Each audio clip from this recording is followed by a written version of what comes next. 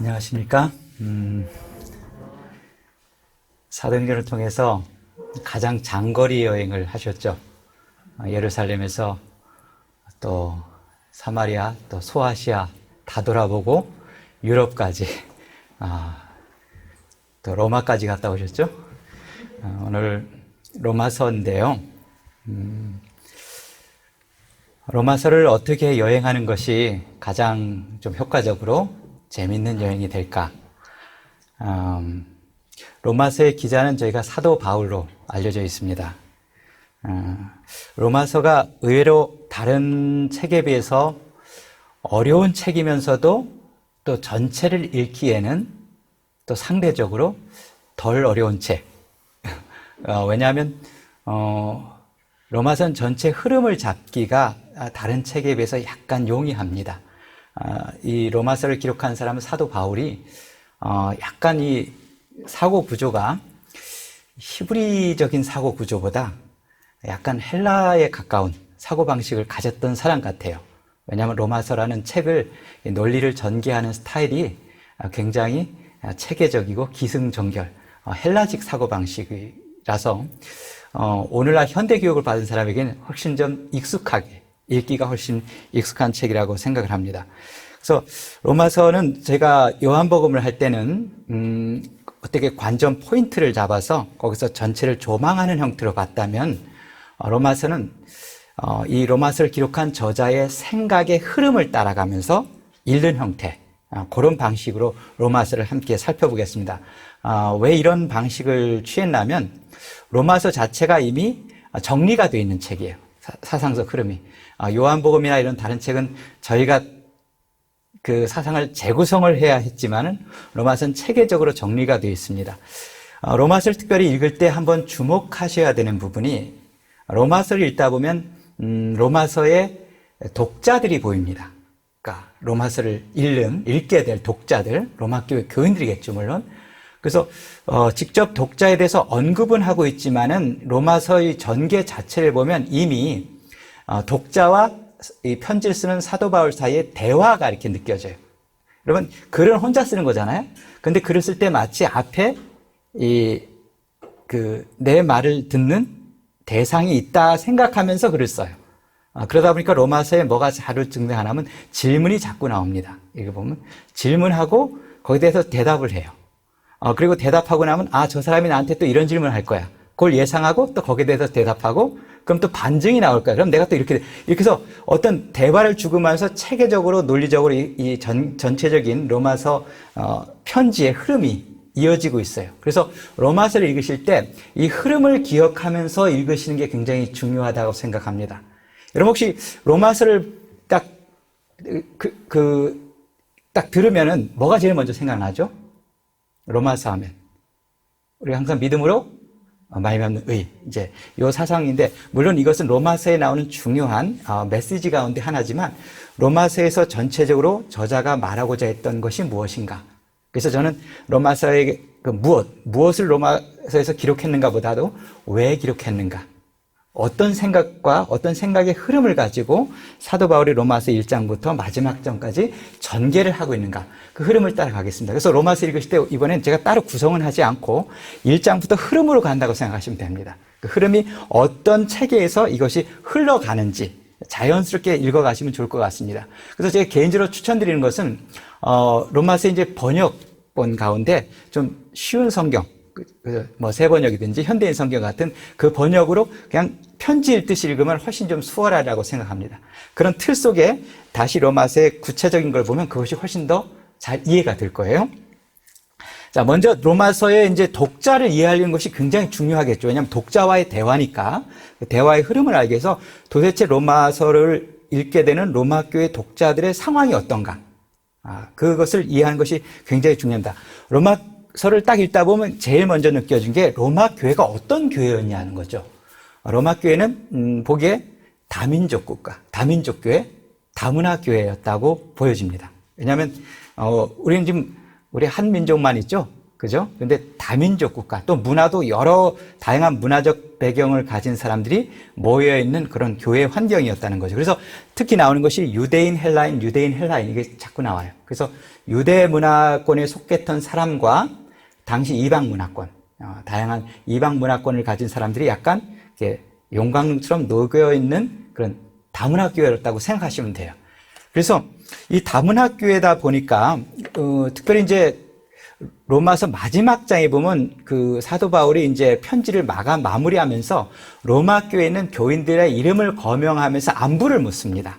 그게 이제 한 26명의 이름이 나와요, 로마 교인. 그래서 이 이름을 토대로 해서 구성 멤버들이 어떤 사람인지 대충 추측을 할 수 있어요. 어떤 이름은 헬라 이름이고 어떤 이름은 유대식 이름이거든요. 그걸 대충 봤을 때 한 이방인이, 이게 샘플이죠. 그러니까 이걸 보면 전체 로마 교회 교인 구성을 어느 정도 유추는 할 수 있을 것 같아요. 이 샘플 리스트 보면서, 이 표본을 통해서. 이방인이 한 17명, 유대인이 9명. 그러니까 이방인이 약간 메조리티, 좀 약간 다수였고, 유대인이 약간 소수였던 것 같고, 어떤 또 가족 구성원 단위로 이제 말할 때 이방 가족이 이제 3명, 3가족이 언급되고, 유대인 가족이 한 2가족이 언급이 돼요. 그리고 여성 비율과 남성 비율이 그렇게 편차가 크지 않아요. 그러니까 보니까 여성도 굉장히 많이 적극적으로 교회에 참여하고 있는 활동적인 멤버였다는 걸 알 수 있죠. 이런 이제 구성을 이해하시면서 로마서를 보면 좋아요.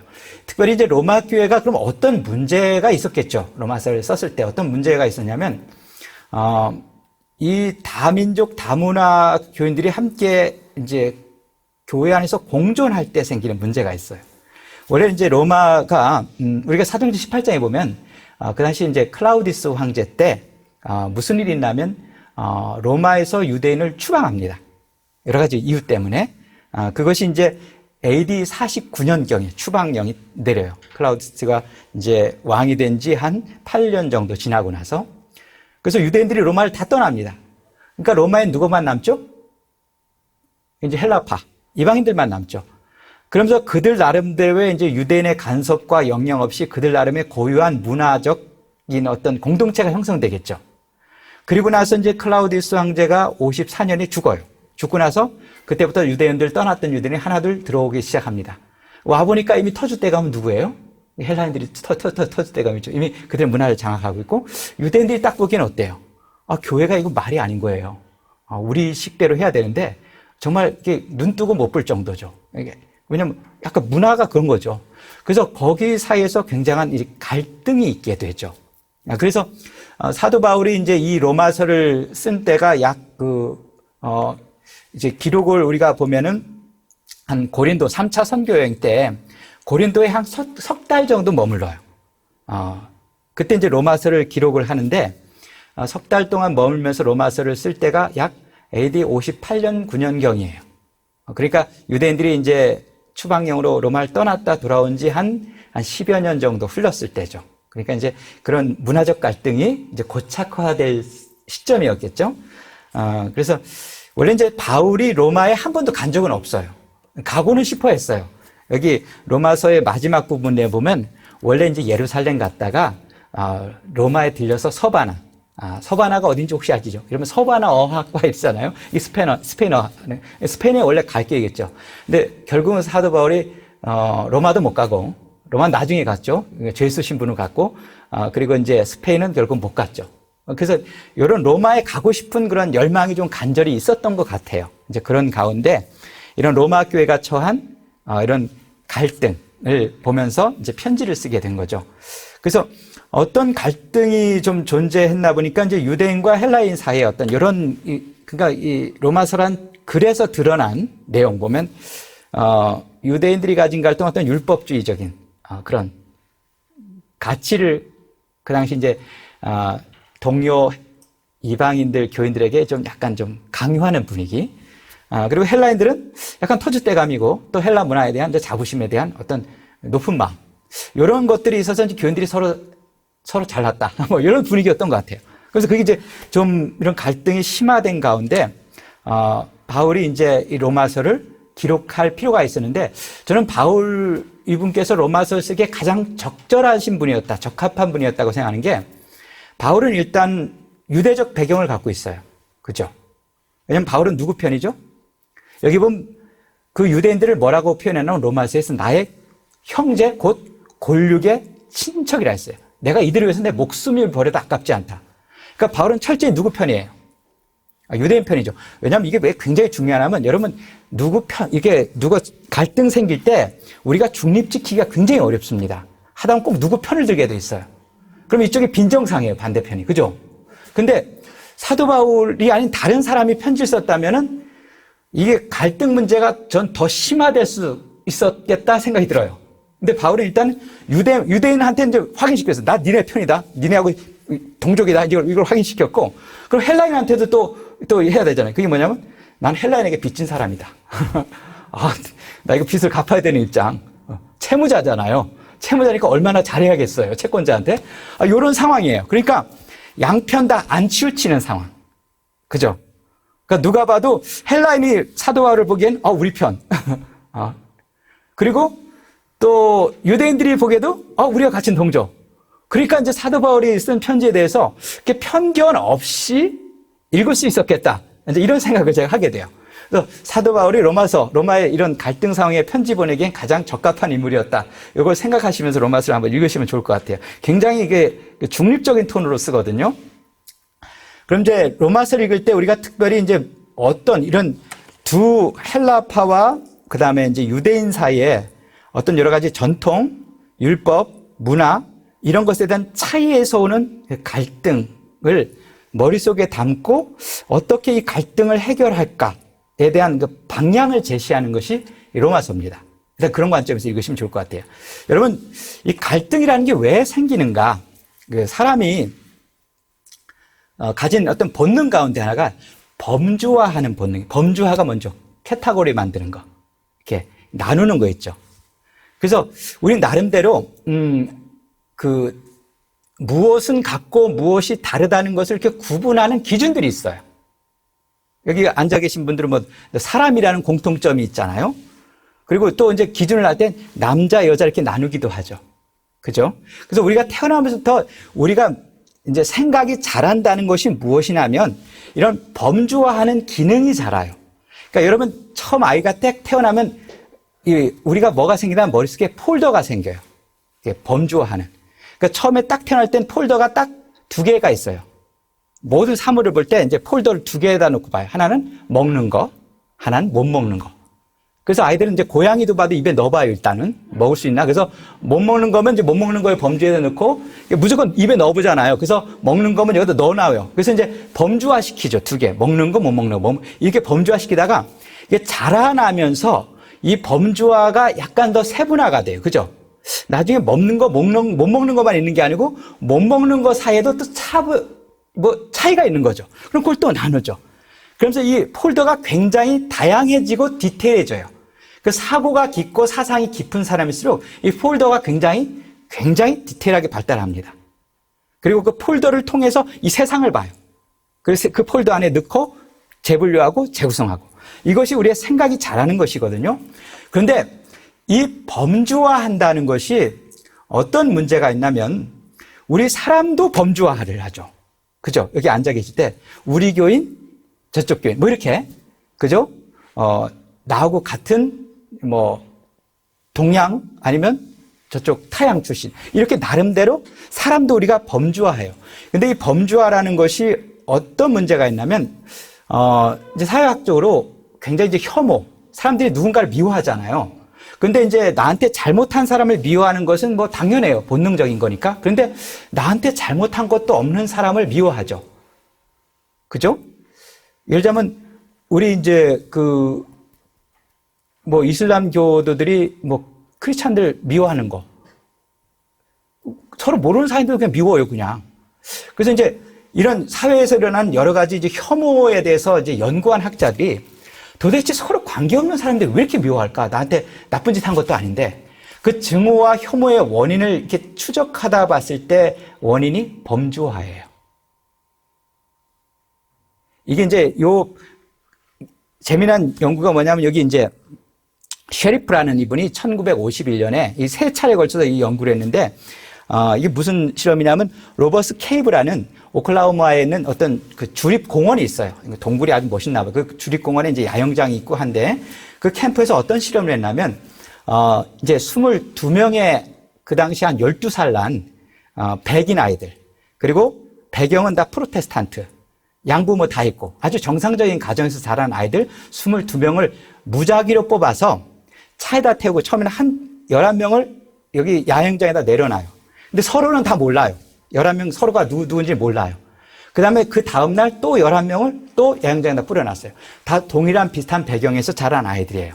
그러니까 처음에 온 아이들끼리 이제 서로 인사하겠죠. 통성명도 하고 이렇게 서로 알고 지내면서 하나의 반드, 이렇게 그 서로 간에 동료 의식이 생겨요. 그러니까 내 편이 되는 거죠. 그리고 한 4, 5일 있다 보니까 저쪽 편에 새로운 아이들이 있다는 것을 알아차리게 돼요. 거기도 나름대로 자기들끼리 이제 동료 의식이 생기겠죠. 그런데 그 다음부터 한 며칠 지난 다음부터 관찰을 계속했어요. 관찰해 보니까 서로 갈등이 생기기 시작해요. 그 팀끼리. 그리고 자기들끼리 이제 이름을 지어요. 팀 이름을. 하나는 방울뱀, 하나는 뭐 독수리, 뭐 이런 식으로 이 팀을 정해갖고 사사건건 부딪히는 거예요. 한 번도 서로 본 적이 없고 뭐 미워할 일도 없는데 계속 부딪히고 갈등이 굉장히 심화되는 거예요. 나중에 중지하지 않으면 안 될 정도로 굉장히 아주 심각한 지경까지 가는 거예요. 그때 이분이 던진 질문이 있어요. 어린아이들이 사악하고 폭력적인 심성을 타고나는 걸까? 아니면 명랑하고 착한 심성을 타고나는 것일까? 뭐가 다 같아요? 아이들은 본능적으로 착한 심성을 타고날까요? 아니면 폭력적인 심성을 타고날까요? 둘 다 맞기도 하고 둘 다 틀리기도 해요. 왜냐하면 아이들이 원래는 서로 도움을 주는 착한 심정을 타고나요. 그런데 경쟁 집단과 대면하는 순간 편협하고 폭력적이고 잔인하게 돌변해요. 그러니까 멀쩡하던 사람이 갑자기 남의 편이 생기는 순간 갑자기 승질이 희한해지는 거죠. 여러분, 우리가 2차 세계대전 때 뭐 나치의 이런 것들, 왜 멀쩡한 아주 착한 어떤 집에서 보면 아주 자유로운 아버지인데 캠프 수용소에 가서 막 독가스 죽이 이런 잔인한 일들을 하잖아요. 왜 그럴까요? 이해가 안 되죠. 이해가 되죠. 딱 나누는 거죠. 우리와 유대인은 뭐 동물과 이렇게 범주화할 때 인간의 악한 본성이 나타난다는 거죠. 이 범주화가 굉장히 위험한 거죠. 그래서 저희가 이렇게 보면은 범주화를 잘하죠. 그죠? 한국 사람, 일본 사람, 한국 사람 갑자기 막 미워져요. 그리고 기독교인, 회교도 갑자기 막 미워지죠. 그 다음에 이것도 왜 그런지 모르겠어요. 영남, 호남. 이게 왜 미워요? 왜 여기 계신 분들은 호남 분들에게는 왜 영남 분들이 좀 이해가 안 돼요. 이게 뭐가 그냥 미워요. 수도권 사람들과 지방. 그러니까 범주화되는 순간 갑자기 나의 적이 돼버리고 갑자기 증오심이 생겨나요. 없던 게 생겨. 희한하죠. 또 부자, 가난한 사람. 그래서 이 범주화가 굉장히 문제죠. 지금. 저는 지금 로마서에 있는 이 두 그룹 간의 갈등. 솔직히 싸울 이유가 아무것도 없어요. 근데 헬라파, 유대인파라고 어떤 라인을 딱 걷는 순간 대립하는 생각이 들기 시작해요. 이 사람의 본능이죠. 그래서 이 범주와 관련돼서 왜 이게 혐오 증상을 일으키는가에 대해서 이제 여러 가지 연구들을 했어요. 그 중에 하나가 이건 한국에서 나온 논문인데 사회적 거리와 정서가 도덕 판단에 미치는 영향이라는 논문인데 이게 뭐냐면 사회적 거리는 나와 얼마나 가까운가예요. 그러니까 내 자식, 내 아들, 내 아버지, 내 친구 이렇게 점점 갈수록 멀어지겠죠? 내 상사, 내 목사님 이렇게 사회적 거리가 이제 멀어짐에 따라서 이것을 이제 도덕적으로 그 사람을 판단하는데 이 거리가 얼마나 영향을 미치는가를 조사해 봤더니 이런 결과예요. 실험 결과 사회적 거리에 따라 도덕성에 대한 판단에 차이가 있다는 것을 확인하였다. 즉 동일한 행동이라도 낯선 사람보다 자신에게 가까운 대상이 했을 때 행위의 도덕성에 대해 덜 엄격하게 판단했다. 이해되시죠? 팔은 어디서 굽어요? 안으로 굽는 게 아주 자연스러운 현상이죠. 똑같은 짓을 해도 나와 사회적 거리가 가까우면 굉장히 관대하게 봐요. 어이구 쭉쭉 그럴 수도 있지. 그런데 별로 심각하지 않은데도 나와 사회적 거리가 먼 사람이었으면 굉장히 분노를 한다는 거죠. 저런 나쁜 놈을 봤나. 그러니까 우리가 굉장히 이렇게 왜곡된 관점에서 사람과 사물을 본다는 것입니다. 이건 비슷한 논문인데 어떻게 봤냐면 이제 여기는 fMRI라고 이렇게 뇌를 스캔하는 게 있죠. 이제 그걸 이렇게 하고 사람을 이렇게 이 사회적 거리에 따라 어떻게 이 뇌가 판단하는데 이게 바뀌나를 봤어요. 첫 번째 이제 퍼셉션을 봤죠. 이건 뭐냐면 인지예요. 두 번째는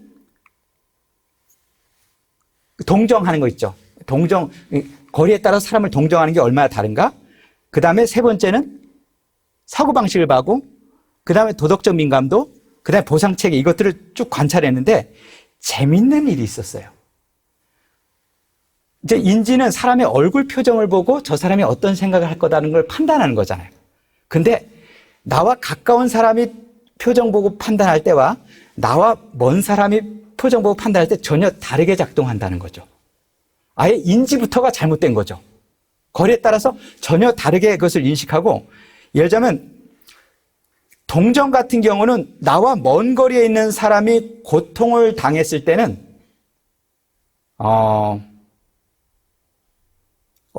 어떻게 생각해요? 나와 가까운 그룹에 있는 사람이 고통을 당할 때는 이게 동정심이 막 작동하는데, 멀리 있는 사람이 고통을 당할 때는 이거 작동을 또 안 하는 거예요. 똑같은 걸 봤을 때. 그 다음에 이제 사고방식을 보면 나와 가까운 사람과 먼 사람을 그 사람들이 생각하는 것을 또 다르게 평가한다는 거예요. 똑같은 얘기를 해도 이건 이렇게 평가하는 것이 다르고, 재밌는 건 보상 시스템이에요. 나와 먼 사람이 손해봤을 때 하고 나와 가까운 사람이 보상받았을 때 뇌의 같은 부분이 작동한다는 거예요. 이거 무슨 얘기예요? 너의 고통은 나의 행복, 뭐 이런 식이에요. 그러니까 사람이 범주화에서 결판이 나버려요. 그러니까 이건 아무리 착하게 해요, 저 사람 잘 대해주세요, 이거 갖고는 안 돼요. 범주화에서 이미 문제가 거기서 그냥 결판이 나버리는 거예요. 미워할지 안 미워할지. 그러면 어디서 우리가 이 문제 해결을 해야 될 것인가죠. 그래서 이제 아까 그 동굴 실험에서 이 문제를 해결해서 재밌는 과업을 줬어요. 이게 두 팀으로 나눠서 갈등이 격화되었을 때 거기에 야영장에 그 수도 시스템을 망가뜨려 놨어요. 물이 안 나오는 거잖아요. 그 물은 양쪽 다 심각한 문제거든요, 야영장에서. 그러니까 물이 안 나오니까 이 두 팀이 어떻게 할까요? 그 문제를 해결하기 위해서 같이 막 고칠 거 아니에요. 그러면서 하나가 돼버렸어요. 그러니까 아까는 방울뱀 독수리 이렇게 나눴다가 이렇게 묶었다가 문제가 생기는 순간 범주를 다시 했죠. 우리와 문제라고 범주를 다시 해버리는 것이죠. 그래서 하나가 돼버려요. 그래서 제가 개인적으로 이제 로마서를 읽으면서 어떤 사도 바울이 그 당시 로마 교회가 가진 문제를 접근하는 접근법이 굉장히 제가 개인적으로 마음에 들었어요. 자, 당시 이제 로마 교회가 이제 교인 분류를 이런 식으로 했겠죠. 유대인, 헬라인. 헬라인도 헬라파도 여러 나겠죠. 소아시아 출신, 어디 출신 이렇게 다 나눴겠죠. 그리스파, 로마파 이렇게. 할례 받은 사람, 할례 받지 않은 사람, 이렇게도 나눴고, 율법 지키는 사람, 아예 율법 개념 없는 사람, 이렇게 나눴을 거예요. 그리고 서로 이제 으르렁대면서 싸웠겠죠. 이렇게 교인들을 분류했을 때 사도 바울이 좀 착하게 좀 서로 이해하고 살아, 이렇게 했을까요? 분류하는 순간부터 문제예요. 그럼 문제 해결을 어디서부터 해야 되죠? 분류법부터 바꿔야 되겠죠. 문제를. 그래서 사도 바울이 처음에 어떤 식으로 접근하냐면 그들의 분류 체제를 다 무너뜨려 버립니다. 그거부터 깨요. 그래서 유대인들이 이 율법을 기준으로 나눈 거잖아요. 우리 율법 지켜, 우리 할례 받아. 율법 안 지켜, 할례 안 받아. 이렇게 나눴잖아요. 우리는 다르다는 거죠. 율법 지키는 우리와 안 지키는 너희들은 달라. 이렇게 범주화를 해버렸을 때 사도 바울이 딱 그들에게 질문해요. 니들 율법 지켜? 지켜. 그럼 사도 바울이 이제 다 얘기해요. 그럼 율법을 그대로, 액면 그대로 완벽하게 지켜요, 못 지켜요? 못 지키잖아요. 율법 못 지키는 것은 니들이나 걔들이나 같다는 거예요. 다른 사람 못 지킨다고 판단하는 니들이 그들이 하는 똑같은 나쁜 짓 한다는 거예요. 그러면 할례도 무효라는 거죠. 그래서 그들이 가지는 범주의 어떤 근거, 이론을 그냥 다 무너뜨려요. 갑자기 우리나 헬라파나 유대인이나 다 어떤 사람이 돼버렸어. 사도 바울이 보는 앞에서는. 도낀, 객낀. 다 똑같은 사람이 돼버린 거죠. 그러니까 그걸 완전히 무너뜨린 거예요. 그러니까 범주를 일단 깨버려요. 다 똑같다. 깨버리고 시작을 합니다. 그러면서 굳이 차이점을 말하다면 니들과 헬라인의 차이점을 굳이 내가 아주 100번 양보해서 하나 꼭 말하라면 니들은 하나님 말씀 맡았다. 이거 하나예요, 그냥. 그게 다른 거고 나머지는 똑같다는 거예요. 이어서 무슨 얘기예요? 공통점을 얘기합니다. 니들과 헬라인 뭐가 같은 줄 알아? 다 똑같은 뭐예요? 죄인이라는 거죠. 다시 그냥 그들이 가진 범주 기준을 무너뜨리고 하나로 그냥 확 묶어버려요. 죄인. 이걸 틀로 딱 묶어버려요. 그리고 그 묶는 기준을 얘기해요. 이제 새로운 범주의 이제 틀을 제시하면서 다 율법 갑자기 못 지키잖아. 다 똑같은 죄인이잖아. 이제 이 얘기를 하면서 무슨 얘기예요? 그래서 하나님께서 우리의 행위로 말미암지 않는 새로운 의로 우리를 의롭게 했다는 거예요. 그게 하나님의 의예요. 그러니까 우리가 착한 일에서 공로를 잘 이렇게 쌓아갖고 만든 의가 아니고 예수님이 그의 삶과 죽음을 통해서 만드신 그분의 의, 그게 우리를 의롭게 하는 거다는 공통 분모를 제시해요. 이 사도 바울의 접근법이었어요. 굉장히 문제의 본질을 너무나 명확하게 깨닫고 있었고 문제를 어디서 어떻게 해결해야 되는지 사도 바울은 정확하게 알고 있었습니다. 그래서 이제 그 다음 4장부터가 이제 그 얘기예요. 이제 이 믿음의 의라는 게 이 범주로 묶는 것이 얼마나 보편 타당한 것인가, 이 새로운 분류법이 얼마나 보편 타당한 것인가에 대한 설득을 해가기 시작해요. 그러니까 바울의 논리력은 아무도 못 따라가요. 이 로마서가 논리적으로 굉장히 탄탄합니다. 왜냐하면 왜 탄탄하냐면 솔직히 빈틈이 없어요. 이렇게 말하면 이렇게 반증하고 끼어들까 하면 그걸 미리 예측하고 그 다음 반증이 딱 나와요. 저도 한번 끼어들어보려고 했는데 빈틈 없어요. 아주 빈틈 없이 모든 것을 차근차근 논리 전개를 해나갑니다. 자, 첫 번째는 이제 아브라함을 예로 들어요. 아브라함이 등장해요. 아브라함이 유대인과 헬라인을 묶는 공통 조상이라는 거예요. 유대인들은 아브라함이 누구라고 믿었죠? 우리 유대인의 조상이지 이방인들의 조상은 아니라고 믿었어요. 그래서 아브라함을 통해서 이제 분류를 한 거죠. 근데 바울의 논리는 달랐어요. 아브라함은 모두의 조상이다. 그 논리가 뭐냐면 여기 나오죠. 아브라함 모든 사람 조상이에요. 아브라함의 이름의 뜻이 뭐였죠? 열국의 아버지예요. 유대의 아버지가 아니에요. 히브리의 아버지가 아니고 열국의 아버지예요. 그러니까 이름 자체가 이미 누구의 조상이라는 거예요. 모든 사람이 조상이라는 거죠. 그럼 유대인들이 이제 승복을 못해요. 아니, 아무리 그래도 말장난을 그렇게 하시면 안 되죠. 이제 이렇게 나오니까 바울이 그걸 논리적으로 이렇게 대답해요. 자, 아브라함이 믿음으로 의롭다함을 칭함을 받은 게 언제냐? 할례 받기 전이냐 후냐? 이거예요. 의롭다 하심을 받은 게 언제냐? 이 시점이 굉장히 중요해요. 만약 할례 받은 후에 의롭다 칭함을 받았으면 맞잖아. 할례 받아야 되잖아. 이렇게 나올 텐데 언제 의롭다 칭함을 받았어요? 할례 받기 이전이죠.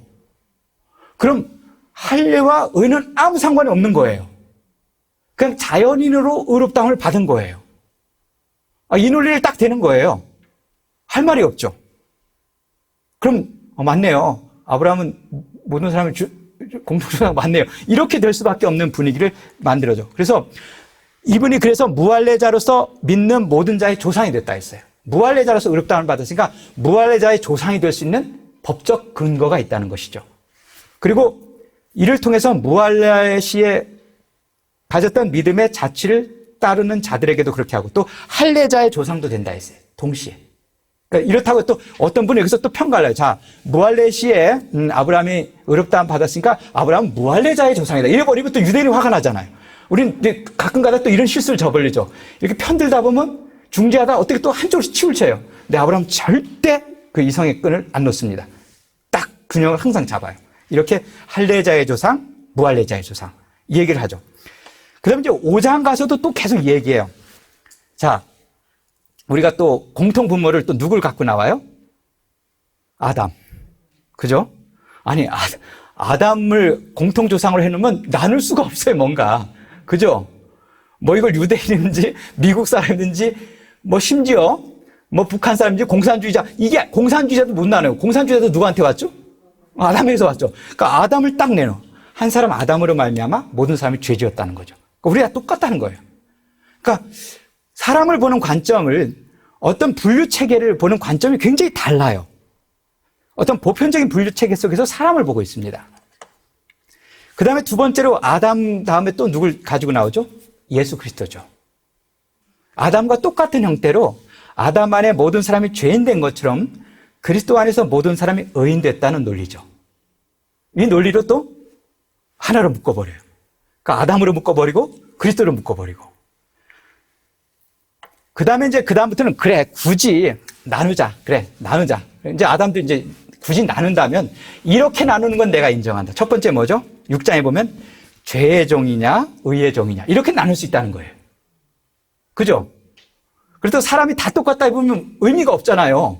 구분은 돼야 되잖아요. 그래 그럼 굳이 구분하자면 의의 종이냐 죄의 종이냐 이렇게 나눈 건 인정해 준다는 거죠. 그럼 헬라인 중에도 죄의 종이 있고 의의 종이 있고 유대인 중에도 죄의 종, 의의 종 이렇게 나눈 건 내가 문제 삼지 않겠다. 두 번째, 죽은 자와 죽지 않은 자 이렇게 나누는 기준. 왜냐하면 사람이 재밌는 하나의 법을 가지고 나오는데 법하는 자들에게 말하니 법이 사람 살 동안만이 그를 주관한다 했어요. 그러니까 어떤 사람은 내가 생존해 있을 때만 법의 지배를 받죠. 내가 살인죄를 저질러도 내가 살아있으면 그 죄에 제재를 받고 도망 다녀야 돼요. 그런데 내가 죽어버리면 어떻죠? 검사가 공소권 없음 해버려요. 더 이상 죄가 그를 뭐하지 못해요. 지배하지 못하죠. 그럼 우리가 율법에서부터 지배를 받지 않는 방법이 뭐예요? 율법도 법이니까 나를 지배할 거 아니에요. 내가 율법에 지배를 받잖아요. 그리고 내가 율법에 지배하여서 내가 죄를 지었으니까 죄값을 치러야 돼요. 그럼 방법이 뭐예요? 내가 죽어버리면 돼요. 그럼 율법도 아무리 율법이라도 공소권 없음이에요. 그러니까 바울이 두 사람이 있다. 죽은 사람과 죽지 않은 사람. 그래서 죽지 않은 사람, 죽은 사람은 누구 안에? 예수님 안에서 죽은 사람은 공소권 없다는 거죠. 그리고 안 죽은 사람. 이렇게 또 분류를 합니다. 그 다음에 이어서 이제 그러면 내가 앞으로 율법으로부터 자유가 됐으면은 어떻게 살 것인가에 따라 또 분류를 해요. 육체를 따라 사는 사람, 그리고 성령을 따라 사는 사람. 이렇게 분류해요. 그러니까 삶으로 이렇게 나눠요. 그러니까 바울의 분류 체제는 굉장히 보편 타당한 분류 체제예요. 어떤 전통이나 관습 혹은 어떤 인종 이런 것에 구분한 기초 분류법이 아니고 굉장히 모든 인류에게 보편적으로 적용될 수 있는 분류 기준을 제시하고 있는 것이죠. 자, 그러면 이제 그 다음부터 이제 이렇게 나와요. 사도 바울이 이런 분류법을 제시하니까 그건 네 얘기지. 그건 당신 생각이지. 이렇게 할 거 아니에요. 그죠? 아니, 그 기준, 도대체 그 당신이 내는 분류법의 기준이 어딨냐, 그 근거가 어딨냐를 대라는 거죠. 무슨 근거로. 그러니까 바울이 이제 여기에 대해서도 그 다음에 얘기를 해요. 9장부터 그 얘기예요. 이 근거가 어디 있는지를 얘기해요. 이 근거는 하나님 마음이에요. 답은 뭐라고요? 하나님 마음. 여기 보면 원하는 자로 말미암음도 아니고 다른 박질 잘한다고 하나님이 상 주는 거 아니다. 그러니까 사람의 어떤 그 상을 줄 때 기준이 있잖아요. 다른 박질 잘하는 사람 순으로 상 줄 수도 있고 원하는 사람에게 먼저 줄 수도 있고 이런 기준이 있을 거 아니에요. 여러분 기준 갖고 있잖아요. 누구한테 상 줄 때도. 근데 하나님이 상 주는 건 기준이 뭐예요? 하나님 마음이에요. 꼴찌는데도 줘요, 그냥. 그럼 사람이 당황스럽죠. 이거 뭐예요, 하나님? 무슨 기준으로 도대체 주는 거예요? 답은 뭐예요? 내 마음이다. 이거예요. 할 말 없는 거예요. 그러니까 하나님께서 모든 파워, 힘을 갖고 있는 하나님이 내 마음 하는데 할 말 있어요, 없어요? 없는 분들은 굉장히 착하신 분이에요. 이제 여기 나오신 분들은 다 있어요.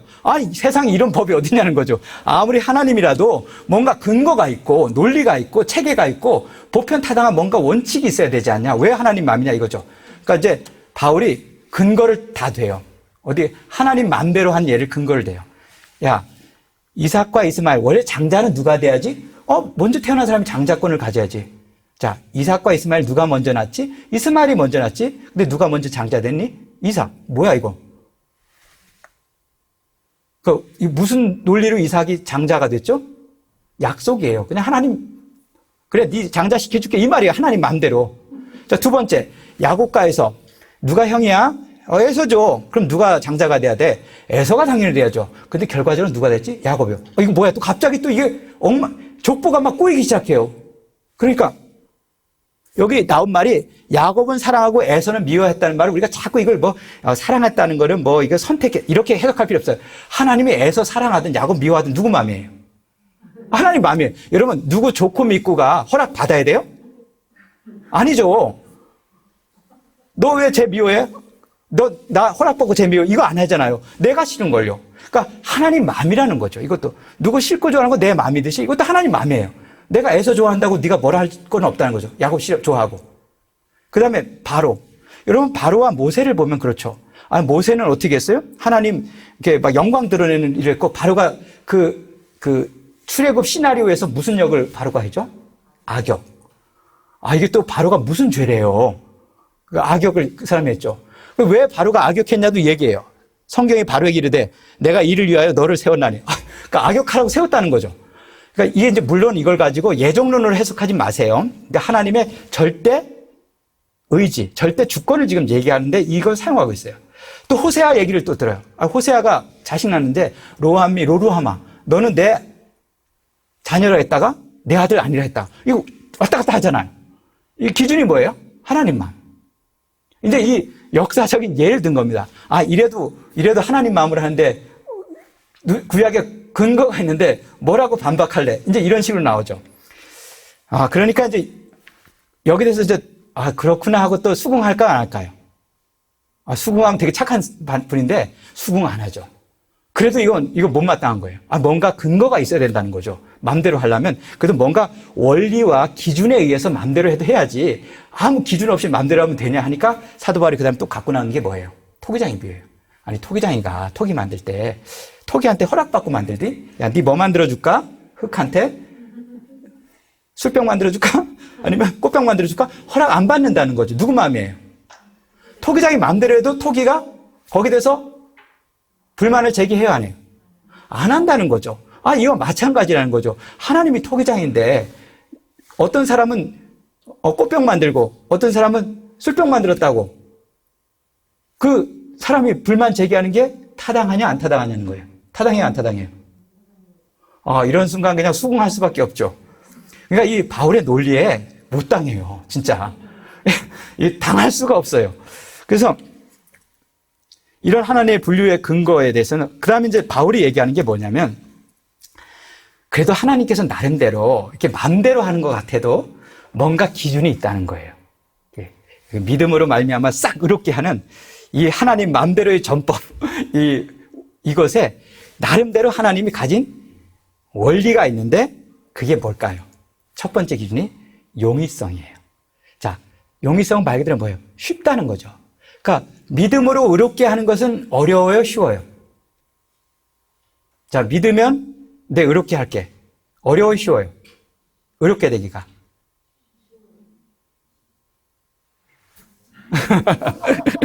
자, 여기 나와요. 바울이 되게 쉽다 했어요. 여기 보면 말씀이 이거 다 읽어보세요. 나중에 말씀이 내게 가까워 내 입에 있으며 내 마음에 있다. 이게 멀리 있는 게 아니에요. 가까이 있는 거예요. 그래서 사람이 믿어서 의뢰려고 입으로 뭐만 하면 그러니까 굉장히 쉬운 방법이라는 거죠. 그러니까 하나님께서 사람을 묵는데 자, 이 안에 들어오려면 조건을 굉장히 까다롭게 한다면 예를 들면 IQ가 얼마 이상해야 되고 그 다음에 착한 일을 얼마나 해서 봉사 점수가 얼마 이런 식으로 했으면 들어오는 사람이 얼마 없죠. 근데 누구나 쉽게 들어올 수 있게 굉장히 쉬운 기준을 만들었다는 거죠. 용이성이에요. 그래서 하나님이 마음대로 하는 것 같아도 이런 기준에 의해서 만들었고 두 번째는 이제 10장에서 무슨 얘기 하냐면 포괄성이에요. 이게 굉장히 포괄적인 방법. 그러니까 만약 아까처럼 분류법을 인종별로 나눠버리면 굉장히 배타적이 되죠. 그 인종에 안 속하면은 키 순서대로도 문제고 아니면 성별로 해도 문제고 여러 가지 성격 갖고 해도 문제잖아요. 성격도 여러 가지고 혈액형 갖고도 나눠도 문제잖아요. 근데 하나님이 뭘로 나눴죠? 믿음의 의라는 것은 이건 헬라인이건 유대인이건 다 포용해버려요. 그래서 하나님은 뭐가 없어요? 차별이 없고 누구든지 다 포괄한다는 거죠. 이 원리로 하나님이 했다는 거예요. 자, 세 번째는 상호 보완성이에요. 이게 굉장히 재밌는 건데 저도 이 말씀 읽어도 막 헷갈렸어요. 이해가 잘 안 됐는데, 자, 하나님께서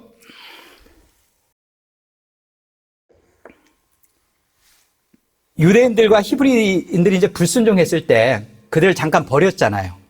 그래서 이방인들이 구원받을 수 있는 뭐가 열렸죠?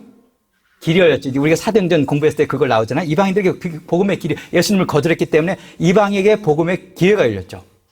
자, 그러니까 구원이, 그들이 넘어짐으로 구원이 이방인에게 이르렀어요.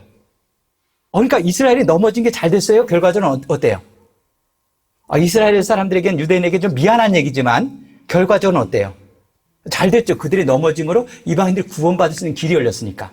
근데 하나님은 이러면 또 이방인 편만 드는 것 같잖아요. 그러니까 이방인들이 구원받으니까 이스라엘 사람들이 어땠어요? 셈이 나는 거예요, 또. 그죠? 셈이 나서 어떻게 했어요? 시기하여 그들로 얼마를, 셈이 하니까 나도 구원받고 싶잖아요. 그래서 이들도 구원받게 한 거죠. 그러니까 이 재밌어요. 이스라엘 백성을 넘어지게 하니까 이방인들이 구원받는 길이 열렸고, 이방인이 구원받으니까 넘어졌던 이스라엘 백성들이 셈이 나갖고 그들도 구원의 대회에 참여하는 거예요. 그러니까 서로 이 상호 역학작용에 의해서 더 많은 사람이 구원받는다. 이 논리를 사도 바울이 11장에서 쫙 펼쳐나가요. 그러면서 이 논리를 뭐라 했냐면 여기 신비라고 했어요. 이게 참 신비한 거죠. 이 역학관계를 이용해갖고 상호 보호한 작용을 통해서 이걸 하나님이 이루어서 결국은 이방인의 충만한 숫자가 들어오기까지 이스라엘의 덜어는 우둔하게 됐다 했어요. 그러니까 이스라엘 덜어가지고 약간 좀 넘어지고 해서 그것 때문에 이방인의 충만한 숫자를 다 구원했다는 거예요, 하나님께서. 이 논리를 지금 얘기하면서 좀 어떻게 하나님이 일을 했는지를 지금 보여주고 있습니다. 제가 이제 말씀을 정리하면서 저희가 이 말씀에서 이런 생각이 들었어요. 내가 가지고 있는 분류 체계들이 있는 것 같아요. 특히 사람을 볼 때. 그죠? 없는 사람, 있는 사람, 배운 사람, 못 배운 사람, 뭐 성격 좋은 사람, 나쁜 사람, 나하고 잘 맞는 사람, 안 맞는 사람, 나름대로 이제 분류 체계들이 있죠. 그런데 분류 체계가 굉장히 세분화될수록 내 자신이 굉장히 옹졸해지는 것이죠. 여기 이제 그 분류법이라는 이제 텍소놈이라는 학문이 있어요. 과학에서 이제 우리 그 식물을 할 때 종속, 가문, 강문계 알죠? 이렇게 분류할 때 위로 갈수록 어떻죠? 분류가 넓어지죠. 종에서 위로 갈수록.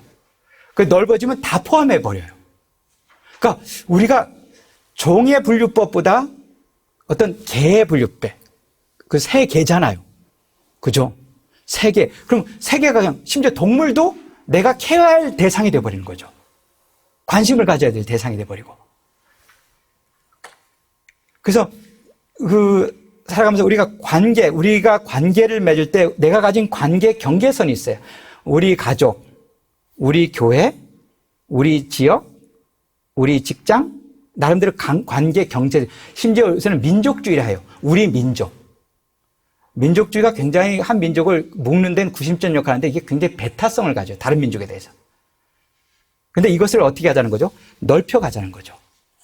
그러니까 외연을 확장해서 심지어는 정말 이 세계뿐만 아니라 우주까지 품을 수 있는 그런 넓은 생각의 경계를 갖는 것이 참 좋겠다. 이런 생각을 제가 말씀드리기로 했습니다. 그래서 이건 이제 갈라디아에서도 사도 바울이 비슷한 얘기를 해요. 너희는 유대인이나 헬라인이나 종이나 자유자나 남자나 여자나 다 그리스도 예수 안에서 뭐라고요?